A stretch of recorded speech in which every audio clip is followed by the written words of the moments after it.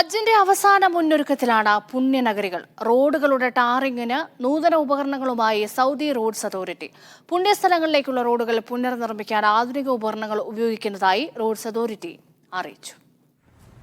മിന, അറഫ, മുസ്ദലിഫ തുടങ്ങി ഹജ്ജിന്റെ പുണ്യസ്ഥലങ്ങളിലാണ് ടാറിംഗ്. റോഡുകളുടെ ടാറിങ്ങിന് അസ്ഫാൾട്ട് റീസൈക്ലിംഗ് സംവിധാനമാണ് ഉപയോഗിക്കുന്നത്. ആദ്യമായാണ് പുണ്യസ്ഥലങ്ങളിലെ റോഡ് പണിക്കായി ഇത്തരം ഉപകരണങ്ങൾ. റോഡ് മേഖലയിൽ അത്യാധുനിക സാങ്കേതിക വിദ്യകൾ സ്വീകരിക്കുന്നുണ്ട് സൗദിയിലെ റോഡ് സുരക്ഷാ അതോറിറ്റി. റോഡിന്റെ ഗുണനിലവാരം ഉയർത്തി അന്താരാഷ്ട്ര നിലവാരത്തിലേക്ക് എത്തിക്കാനാണിത്. സാധാരണ ടാർ ചൂടാക്കിയാണ് ടാറിങ്ങിനായി ഉപയോഗിക്കുക. ഇവിടെ വെള്ളം ഉപയോഗിച്ചാണ് ടാറിംഗ്. ഇത് കാർബൺ ബഹിർഗമനം കുറക്കാൻ സഹായിക്കുന്നു. പുതിയ ഉപകരണങ്ങൾ 4 ഘട്ടങ്ങളിലായാണ് പ്രവർത്തിക്കുക. ആദ്യഘട്ടത്തിൽ 5 മുതൽ 10 സെന്റിമീറ്റർ കട്ടിയുള്ള റോഡിലെ ടാറിങ്ങിന്റെ മുകളിലെ പാളി ചുരണ്ടി മാറ്റും. രണ്ടാം ഘട്ടത്തിൽ റീസൈക്കിൾ ചെയ്യും. ഇതിനായി ചുരണ്ടിയ ടാർ മറ്റു വസ്തുക്കളുമായി കലർത്തും. മൂന്നാം ഘട്ടത്തിൽ ഈ ടാർ വീണ്ടും റോഡിലിടുന്നു.